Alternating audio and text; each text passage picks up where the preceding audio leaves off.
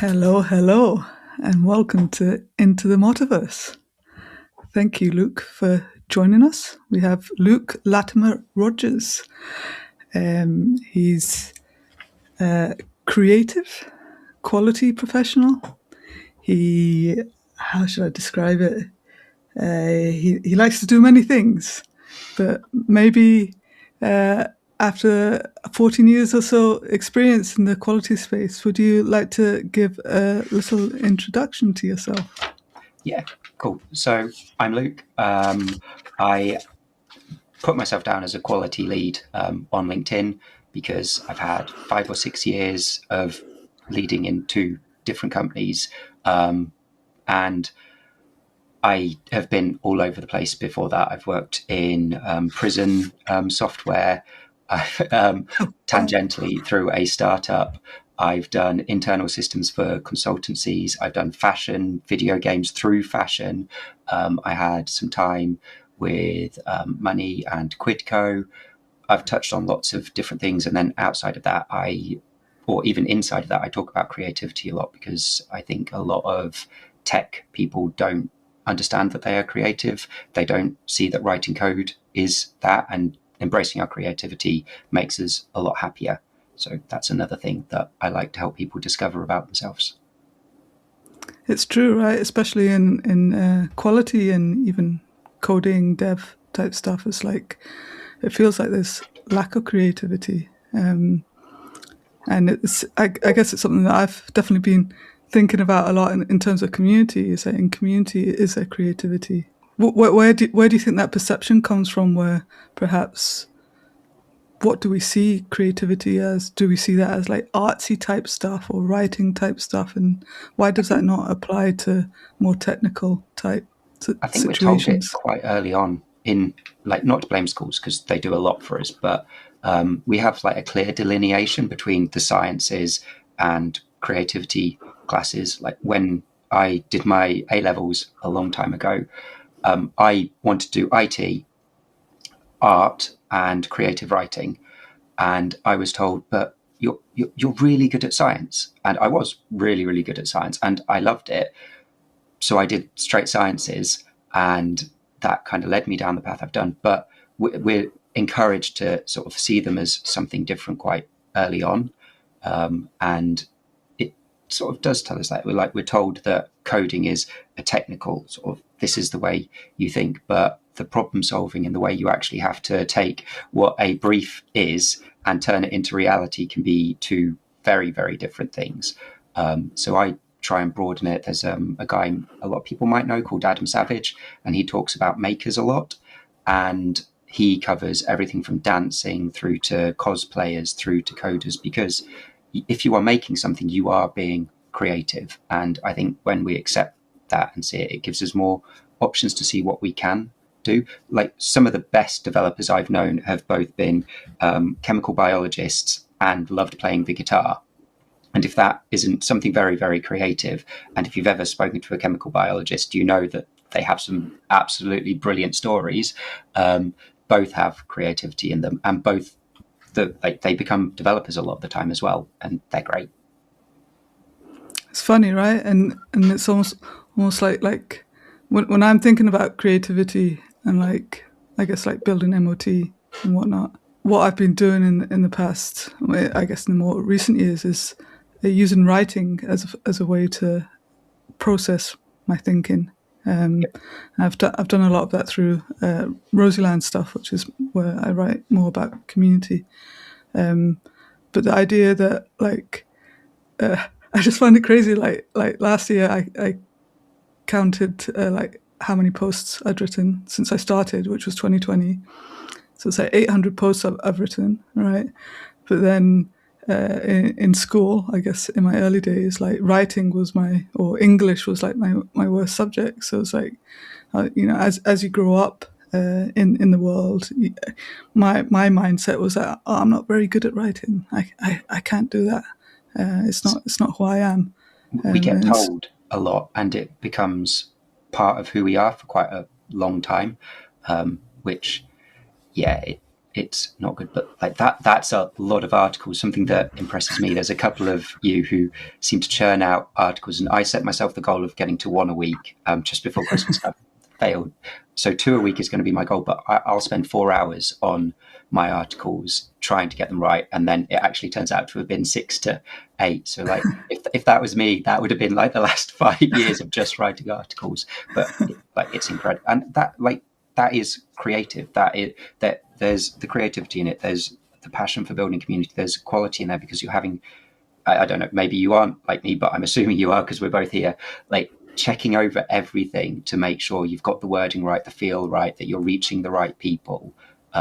That's a lot of work that goes into them as well, and that translates into QA for me. It's not just the testing of a piece of software, it's making sure it is a fit for the people you're building it for, the people who have asked you to build it, and in a way the people who are building it, because they have their own misunderstandings. They're trying to make it, and you've got QAs, developers, PMs, BAs, all trying to work together and trying to do all of that, like as one person writing a blog post and running a community. Like, yeah. It's fun, right? But like even just like talking about this now, so thinking about it, let's say like from the quality perspective, and creativity, like I personally, like me now, like I've never been so excited about the quality space. yep. And if we're to relate it to creativity, part of me thinks that I'm really excited about it because of the opportunity to add our creativity into it. Like I feel like we have that opportunity now more than we have ever had in the past. It doesn't mean it's easy, but like I'm excited to problem solve, right? And that's creativity within itself. Yeah, it's a big, I think the last year for a lot of people, well, we all know, has been challenging. A lot of people have been talking about, we've seen the job market be up and down. I've seen a big push last year towards doing a lot more automation, which comes with its own side of things. But also, I'm going to get her name wrong, Kat Obering and Callum Ackhurst Ryan have both sort of independently but together been talking about this idea of it's no longer just a QA's job to test something. We have to find and use the right language to help people see why things are wrong. And that's, again, becoming an important part. It was an important part when I started doing QA. And then we sort of saw the big rise in automation. And it was just our jobs to translate metrics sometimes. And now we're seeing this blending come in again. And being able to show those things to people or make them believers is a very interesting part of QA. Like, prove our worth, show and change our language to make it useful for the people employing us. Do you think another angle here, as you were saying that, do you think like automation has contributed? I'm trying to make sure I choose the right words. So I guess for a bit of context here, leading with quality conversations, last year I had over 20 conversations with people who were leading quality in some form or another. And one of the things that I took away from that is that, yes, automation is important, but actually it was emphasized too much in the past, where too much effort went on automation and not enough on other things. But then now talking about like creativity, I wonder if that also zapped out the creativity for our roles, our career paths, our industry, right? So because it's also automation focused, there's no room for doing other things, no room to think outside the box. Yeah, I gave a talk about something like this at Manchester Tech Festival like 3 years ago, and Philippa Jennings touched on it again at this year at MotorCon, where like I think we both use the same term, which is like the automation treadmill, where you get on it and it starts solving problems. So you see, oh, your regression pack is getting smaller, you're able to automate it, and then something fails, so you spend a bit more time in it. And then the QA's time is dedicated to keeping that treadmill running, keeping all the new things getting onto that treadmill. And you get caught in that space of, this is now my job, and they don't want to hire another QA. and that becomes what you are. We want QE automators a lot, and we're seeing more titles appear again now, and that defines what is expected of us from our roles. So we don't get to do all of the exploratory testing, the things that can deliver better quality sooner and stop us needing all of that automation because we're too busy trying to tick the boxes that, in a way, we've set up for ourselves. Stuart, in his last podcast, spoke about quality gates and how we should stop calling them quality gates and go back to feedback loops. And I think that's a brilliant way of looking at it, because when we stop thinking of the QA as the quality gate, the automation as the quality gate, and shift it to being a loop, there's looping back. There's the whole terminology around you're bringing it back into a cycle and bringing everyone in. You're not just an automator. You are there to help solve problems, to make things better for the customer and the team. So, short answer is yes, I do.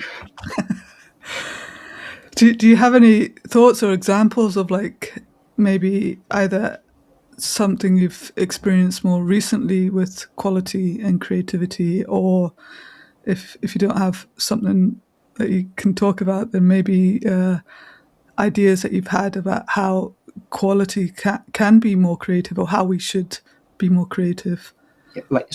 I think I've already said, like, quality is partially about creative problem solving, helping to find solutions to things, and to go somewhere that I think is becoming less contentious is working out how to use AI ethically within teams. We work in tech, we know it's coming, and there are so many tools out there now that you can get creative with. You can use them as a second brain to help you with the automation. So we're seeing like MCPs that use Claude Code to do self-healing, which, however much you believe it's perfect or it helps, I think it does help from some experimentation.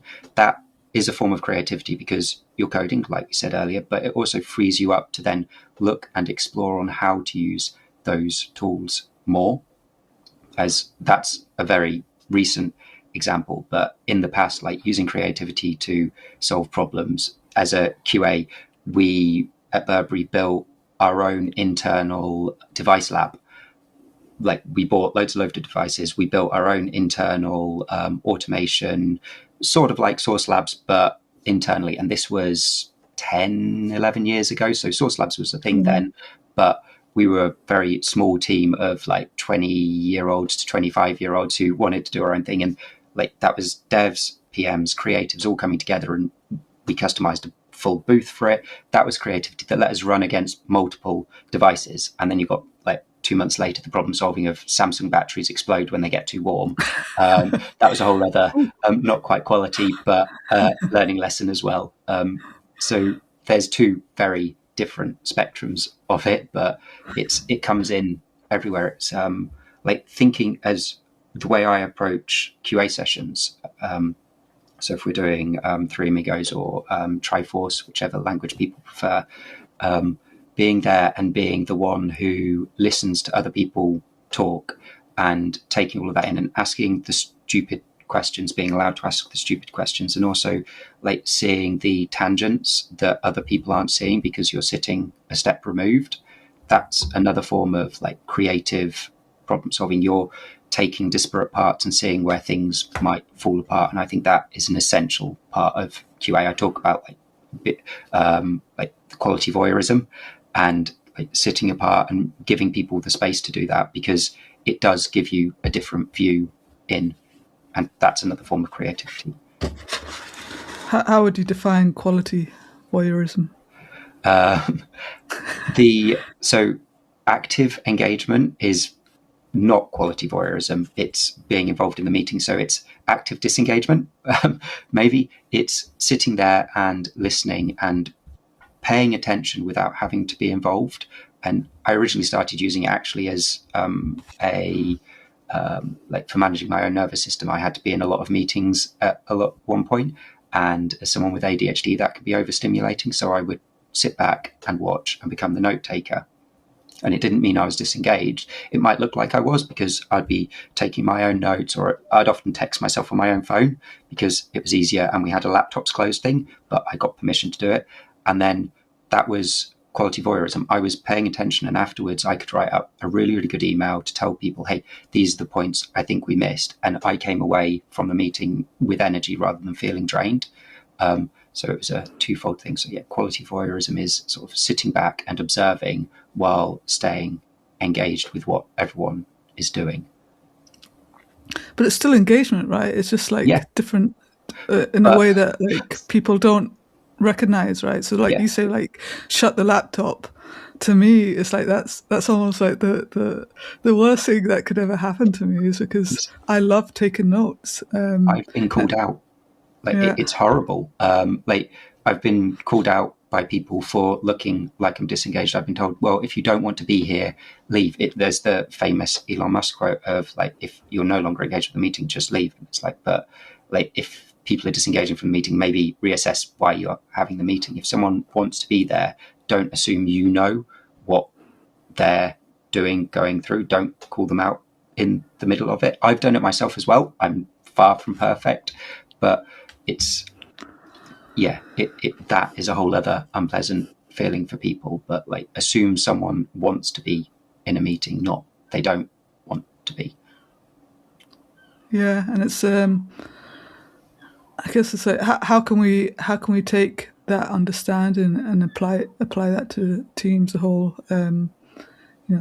It's not just neurodiversity; it's just being human as well, and recognizing that we all do things differently. And it's reminded me of Jitesh, actually, that the other week he posted something on LinkedIn, like, because he does a lot of public speaking, and he said something along the lines of, sometimes like his confidence would get knocked because he'd be doing a talk and he'd see that people were looking down at their phones or not looking up, and that would make him feel like he wasn't doing a good job, or no one was paying attention.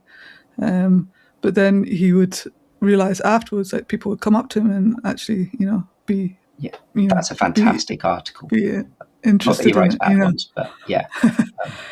And then like I commented, I was like, it's like, I'm always on my phone, but I take notes, or I have my laptop open, and it's like that's how I need to engage. I often just looking is not enough. Is that I need to like be doing something else with my hands.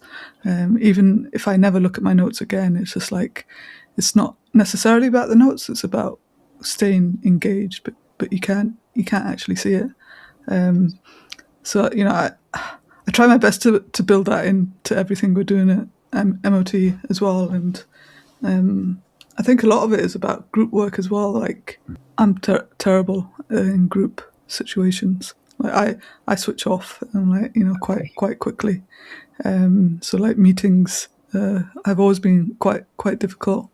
I've gotten better at it recently, but I literally can't find a way into the conversations. But like, I think at MOT, we adapt to that, and we have we use a raising hand thing and stuff like that. But even then, it's just like that.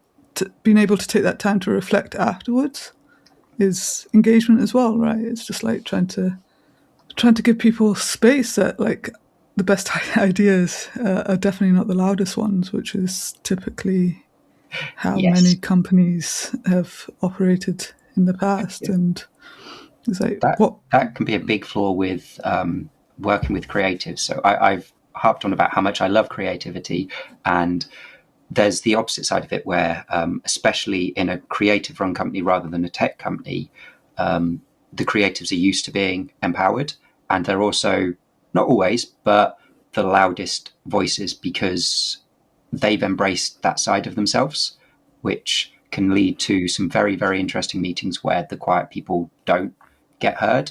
And that can equally be a problem. Especially when you've got the really, really techie quiet people trying to work with the really, really loud creative people, and the creative people end up going down their own, like, we can do this, and this, and the tech's like, that won't work technically. And then they get told, well, you're just putting ideas down before they get out. So there's a give and a take to it as well. And if you give space after the meeting to send the notes, to put things through, and everyone actually like reads them, or you have someone who pulls them together, then you don't have the fallout later where someone goes, well, I had this brilliant idea, why didn't we do it? And someone else goes, well, it wasn't technically feasible. You've got someone who sat back, listened, observed, seen the problems that are arising, taken the notes, and then sent out afterwards, compiled things, brought them together and said, hey, these are the ideas, these are the ones that technically work. Can people think of ways that we could make the ones that didn't work, or are there ones that the techies have thought of and shared afterwards? And that we did quite a lot at Burberry. Like they made a video game, which is a fashion company, is fantastic, and that ended up spawning a line of teddy bears. And you only get those sort of things through like bringing very disparate people together and mashing them, and actually letting those ideas percolate, but also listening to both sides. I might have gone on a tangent there, but yeah.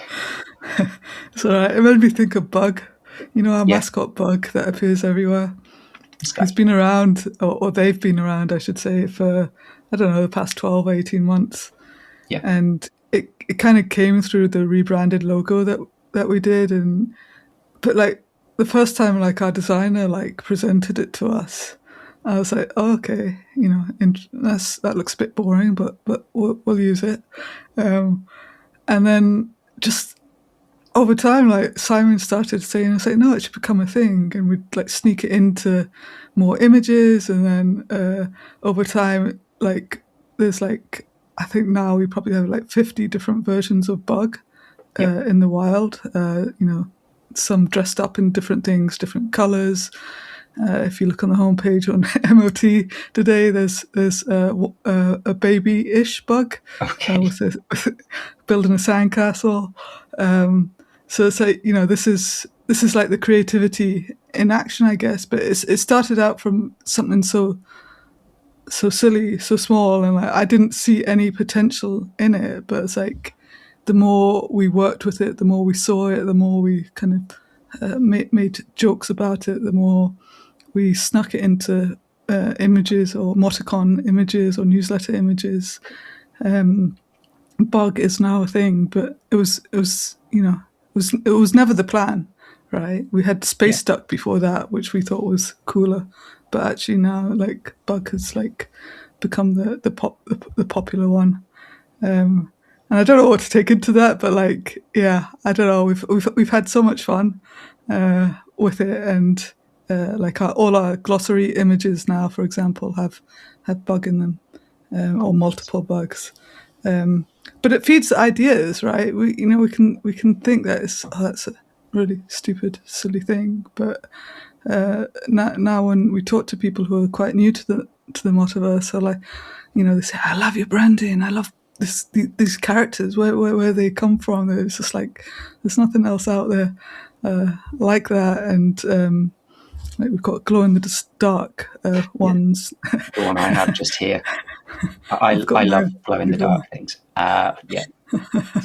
See, I'm bad at putting stickers on things. I keep the stickers, so I have like MoTaverse and all different things that I collect stickers all over the place. But if something glows on the dark, it ends up somewhere. If I turned all these lights off, I would probably still glow because of the amount of.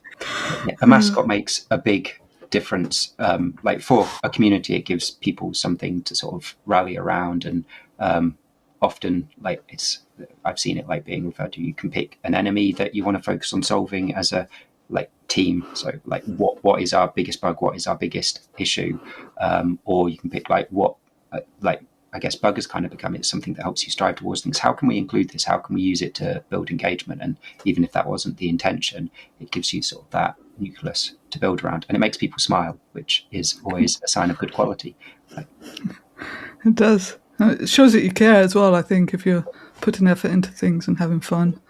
Do you have any ideas around like how to be creative with AI in the context of quality? Say, what should we be doing to I'm not sure, making our stamp in the world, or just showing that we have something to give when it comes to quality and AI and how the world is changing? I think there are a lot of people who have given some very in-depth thoughts around it from a lot of different perspectives. So Callum Ackhurst, he's done last year he did a post about it, and he updated it towards the end as well, where he spoke about his experiences of originally using the standard chatbots to help with test case generation, but then how things have moved along. I think his last article, he got more comments from other people on, and using like setting up agentic systems to help you work through things. So learning how to use them. The best way for me to sum up from my personal understanding is through chess. I'm rubbish at chess, but one of my favorite things about chess was the idea of the centaur, which I'm pretty sure I'm using the right mythological creature. When you get an AI together with a human, they always beat an AI or a human. And AI for us is just another tool. It's playwright, whichever flavor of AI you're using, it's there to stay because companies want it. It can help empower all of the stuff that we are writing, but as long as you see it as the tool that it is and use it that way, it will help you. At MOT London, someone said you wouldn't build a house with a screwdriver. Was it Andrew said you wouldn't build a house with a screwdriver, but you also wouldn't blame a electric drill for not building the house for you. And AI is the electric drill in our space. It's a tool we can use to help us build things better.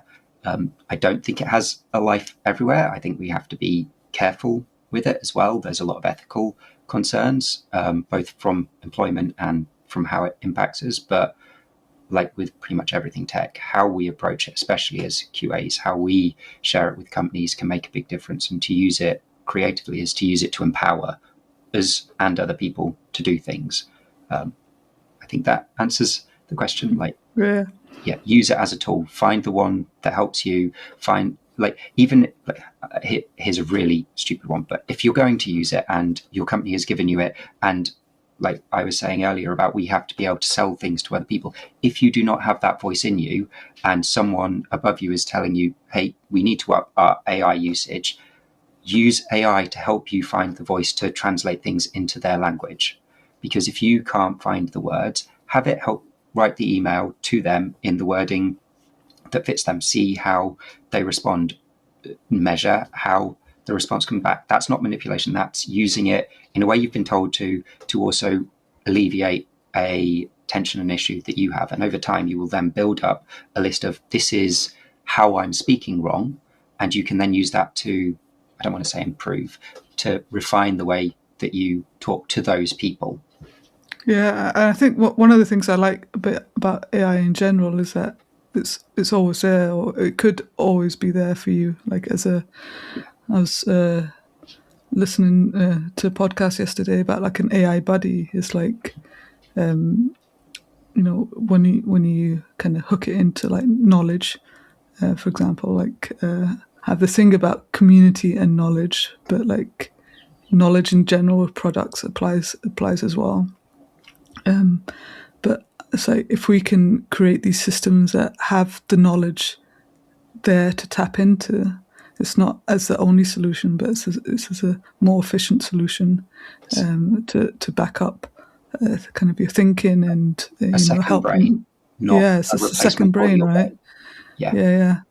And the second brain analogy is people have been like building like PKM, personal knowledge management systems, or personal knowledge.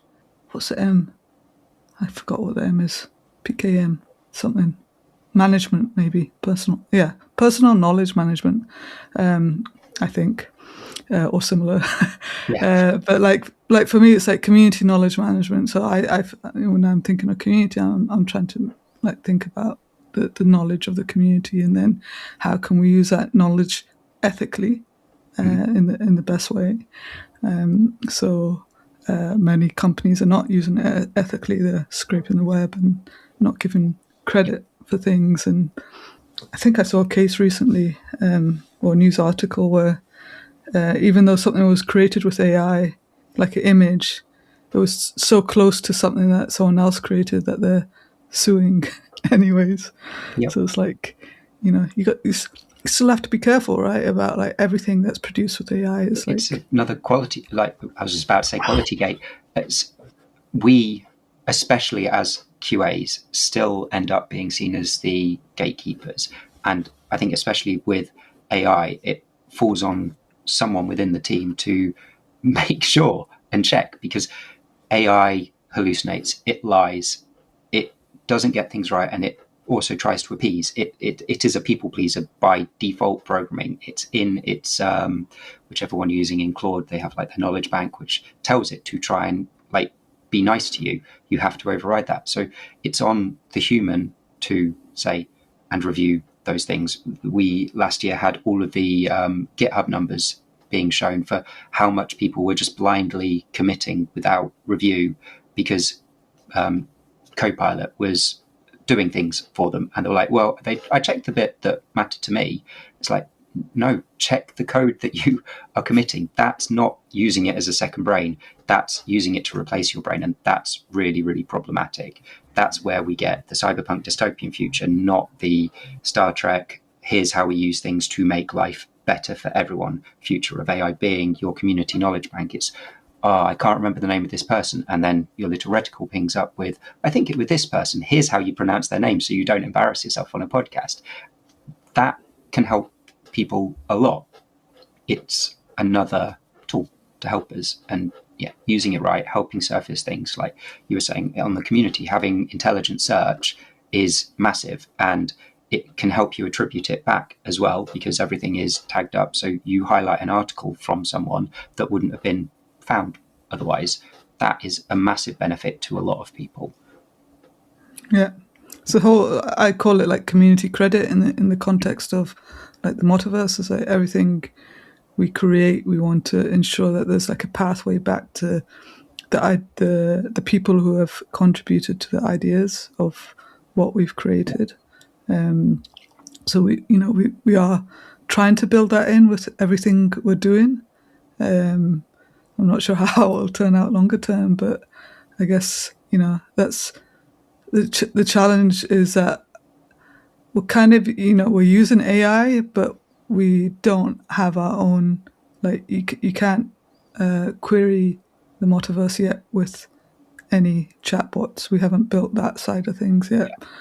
But it's like I guess my premise is that I want to get the data the foundational data kind of to be solid, and the ethics and how we're sourcing the data or collaborating with people, how we're kind of ensuring that we have the right people tagged as authors, and trying to make sure it's ethical, right? But it's like, but then the next stage would be, right, then let's think about how we can put AI into this to supercharge it. But when first say, let's get the foundations right, I guess. Yeah.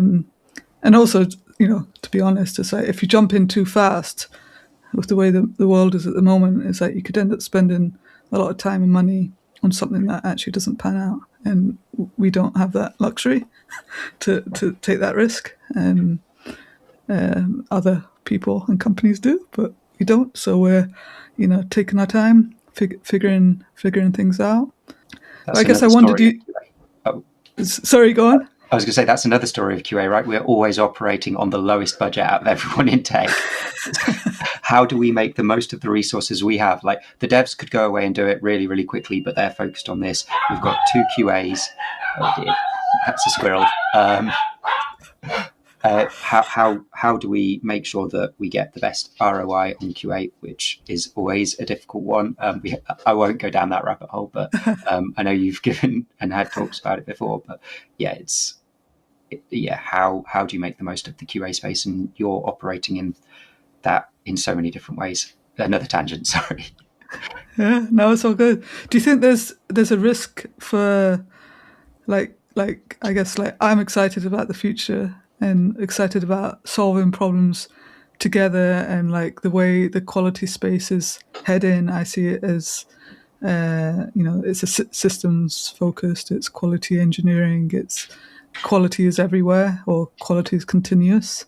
But then, like, if we're understandably cautious, how do we, I guess, navigate the lines of, yes, we're excited for this, but we also want to think about the risk of the future that others might want to push forward, but we're kind of like or what Yeah, about this? And that not being seen as a gatekeeper again, but it's like, I think part of it will naturally come across as just being like, we're working as a team, as a whole system. Um, but who else is advocating for all the risks that could potentially come about? I guess it gets into that idea of like QAs aren't there to slap QAs, testers, QEs aren't there to slam on the brakes. That's not what we're trying to do. We want to get the product out as much as everyone else. We just want to make sure that whatever is going out there is a good fit for the customer, is making people happy, ideally makes the company money as well. That's generally a good thing, I hear. And so we have to find the right language to show that, but we have to be brave enough to ask the questions, to say, I don't think this helps us, but also offer solutions, which I know I've personally been really bad at early on in my career. It was one of the first big pieces of feedback I got was I said no to a lot of things. I not in a gatekeeper sense, but I was very careful around change in environments that I had a touch point on. And we learn over time how to change more quickly, how to manage that change, the risk of it. And that is, again, part of QA's job, right? Managing and understanding risk and making it visible to other people. So we have to learn these technologies that are coming in, the things that we're being asked to understand. We have to understand AI and both the good and the bad it can bring in to companies. Not directly answering your question there, but there's so much to it. Like it's how are we using, what tool are we using? Are we using it to fire people? Like, are we bringing in AI tools because it means we can reduce headcount? That's a whole different ethical dilemma that some places are having to deal with, versus how do we use it to empower the people that we have, to enable them to do more, to release a better product for the customer? Are we just adding in AI because it's the new flavor and we actually mean algorithm? Asking that as a QA in a meeting, saying, hey, do we just mean algorithm here? Because I'm seeing online that customers don't like AI being shoved down their throats. So are we just hopping on a bandwagon, or could we differentiate ourselves by actually going, hey, this isn't a new AI feature, it's just an update to our algorithm, it's an update to how we do search. That can make a big difference as well. It's not what, again, I've not personally done it directly, but I've seen people talking about how they differentiate themselves through questioning things, through saying, Yeah, you just have to be brave.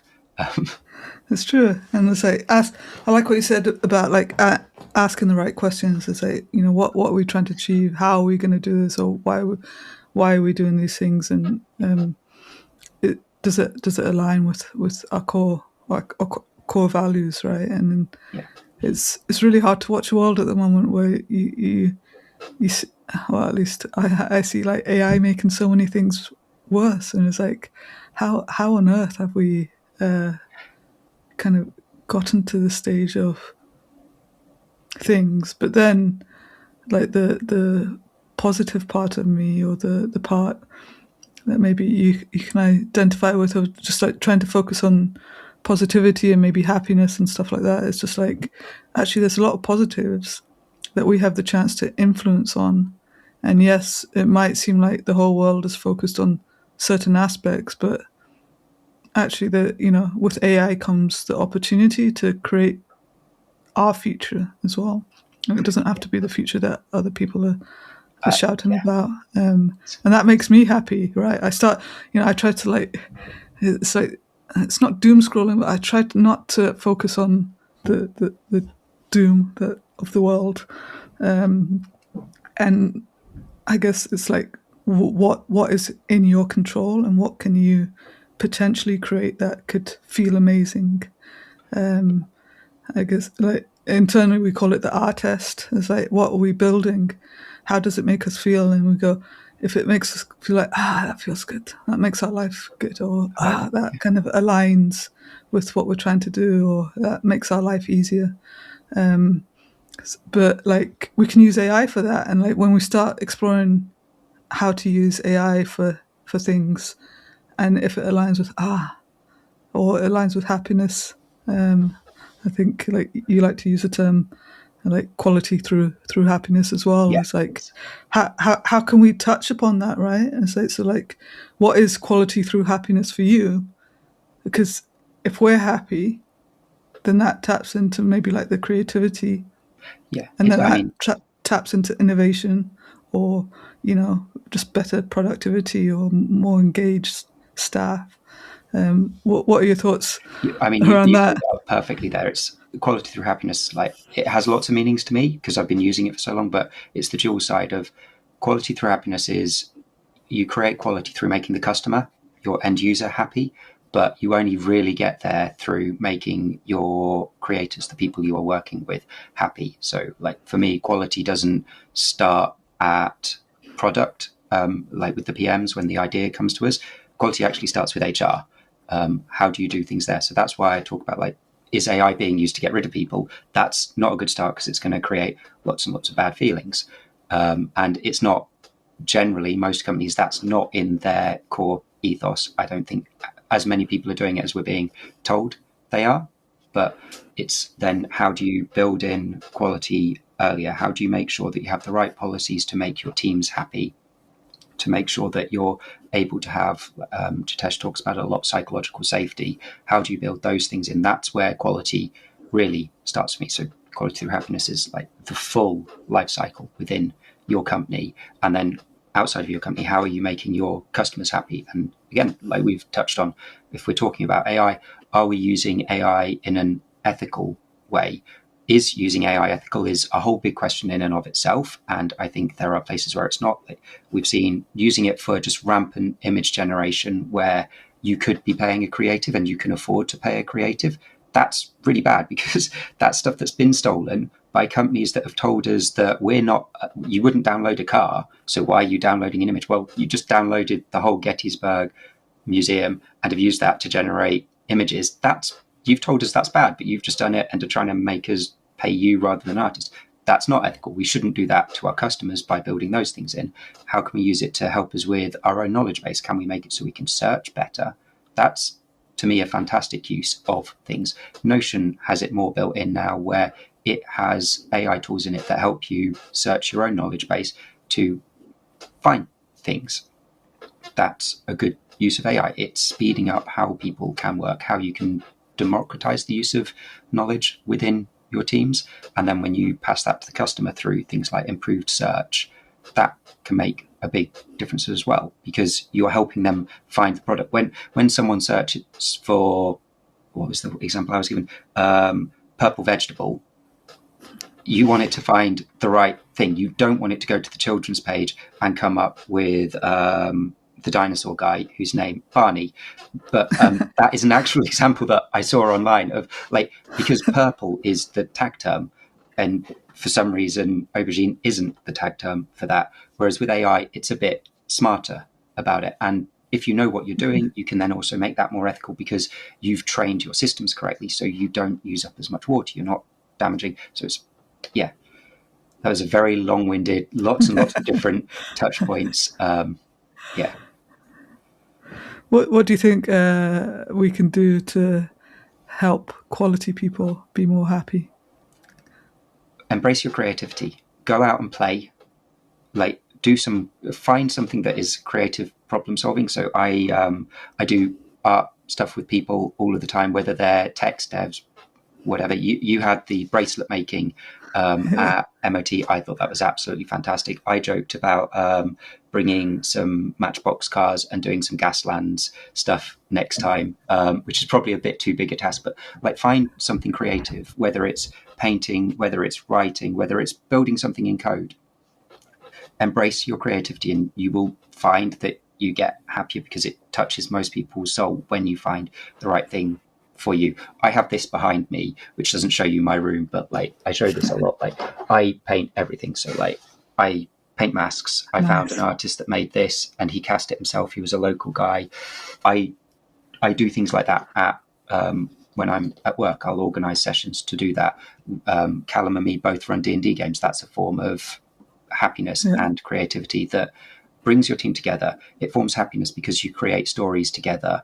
And don't do it on your lunch break. If you want happiness, try and find ways to work things into people's work days, not after work sessions or lunch and learns, because you're not giving someone something there, you're taking something away. And it's a great start, but like, say you've got 2 hours every month on a Friday, organize a creative session there.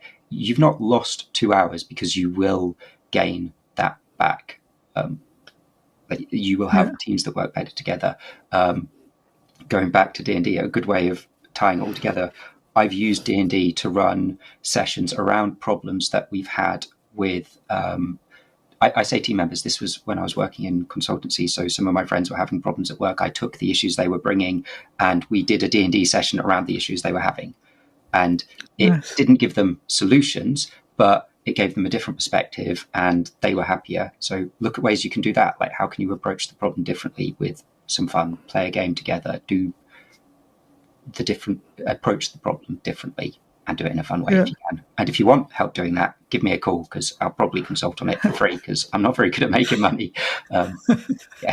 Yeah, we definitely want to bring more creative stuff into MOT stuff, like you said, the bracelets.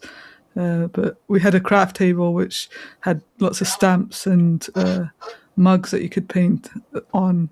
And I was a bit blown away that whilst I thought it was a good idea, I hadn't really planned very well for it, but I had a bunch of stuff and I just put it on the table, and I came back like half an hour later and it was full of people laughing and drawing and making bracelets and just showing off what they had made. And I was like, wow. And one of the reasons actually that I did that, probably just to wrap up here, was like, I guess like I'd been thinking about anxiety for the past 2 years due to anxiety. But I read a book, and there was a phrase, I told you about this at MotaCon, but there was a phrase that stuck with me, was that creativity replaces anxiety. So it's almost like when you're being creative, it's like your anxiety has like nowhere else to go. It has to go because your creativity is replacing it, even if it's for that short moment. But it's like, at least it's for that moment where in the world today, like, so many people are like so overwhelmed by life and anxiety.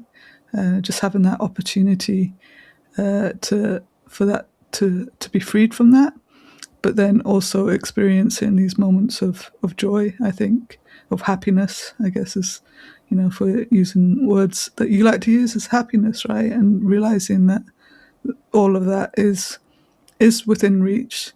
And if you can do that in community and create connections, it feels even better, right? So it's like, we're not forcing people to sit down and talk awkwardly, but they end up talking anyways because they're just making this stuff and watching each other and making friends as well. And yeah, I guess like I'd love to see more of that in the world, and I hope some of that reflects in the communities we create as well. And yeah, I don't know what else to say on that, but like, maybe that's a good, you make it happen. We make it happen. Like, I think it shows, like, the names that have come up throughout this chat are people who do the same thing, but as you follow those traces, you see that there is a community of people who are all interlinked, who have all told stories. It's very rare that you see a story of a lone wanderer who just wanders lonely and never touches on anyone. The stories that stick with us are of the people who came together, or that lone wanderer how he affected the town. The people remember him or her, and they remember the people that they helped. And that's community. You build that, you go through things together, and it's the names, the people you remember, not necessarily the specific event or the thing that went wrong. You build that positivity into, oh yeah, Jitesh had that really good talk and it reminded me of this talk that Callum gave, and then you put the two together and you're building community, you're building new knowledge, you're building ideas. Yeah, through stories, through connection, creativity. And I just think, like, I don't know, I just think like we're at a time in the world, or at least I feel like I'm at a time in my world, where there's so much room for innovation to change these things, and that's what excites me, and that's kind of, I guess, what makes me happy at the moment is like I see these opportunities for change, that we don't have to do things the way they were done. Like, it'd be stupid to do things like the way we did them 5, 10, 15 years ago. We can't, right? But like the thing that keeps driving me at the moment is like, wow, so much opportunity to change how we do things and how we understand humanity, how we understand neurodiversity, and it's like looking at things with a new lens as we understand it all. And even neurodiversity, I think, is like even the experts don't really understand it. That's like, why we use ND, right? Neurodiversity, it's a spectrum. Like so many people with autism also have ADHD, so you've got AU, DHD now, and we have to categorize things because we're human. Like it's easier to define things if we give them a box. It means we can give the support, we can see what needs changing. Like the stuff you were saying made me think, you don't raise a bug because you want things to stay the same. You raise a bug because you want to create change. Like as much as QAs are trying to keep things stable, we're trying to influence things for the better. And like you, we try and bring that thing into everything we do. And with ADHD, with neurodiversity, that we can't keep doing things the way we have in the past. It doesn't work. We're finding more and more people. Like it's not that we're overdiagnosing, it's that it's more than 20%. It's the left-handed thing again. We just ignored them. We're finding more and more people. It's that bell curve. There's only so much that fits here. All of these bits on the side are also people who, if we support them, it will make things better for everyone. So how do we make those changes so that we do? Because it will flatten that curve and make things better for a whole lot of people who can't make it better for themselves. Yeah. And it ties into the quality voyeurism again. It's like we have to change how we see people and connection and how people learn, how people work. And then all of that tied in together at the moment is just like blowing my mind to some extent. Like, like I got diagnosed autistic like 3 years ago now, autistic ADHD. And like at the time, it was like autism was still quite separated from ADHD. And now people talk about ADHD and they're basically describing autism. And then the more the world goes on, it's like actually most people who are autistic are ADHD, or most people who are ADHD are probably autistic. But it just shows like how quickly things are changing. It's like people don't fully understand it, and like I've gotten to the point of like, oh, this is interesting. No one really knows, but there's a ton of people like doing work to try to understand, and that's cool. I learn a lot from people who share their experiences, and I try to contribute to it. But again, it's like, oh, I can make change, whereas in the past I thought I'd just sit in the back, and that's what I did even in MOT for many years. It's just like I didn't step up. But now I'm thinking like, no, we can step up now that we understand. And I think it's with that understanding that we can create the change and be the happiness.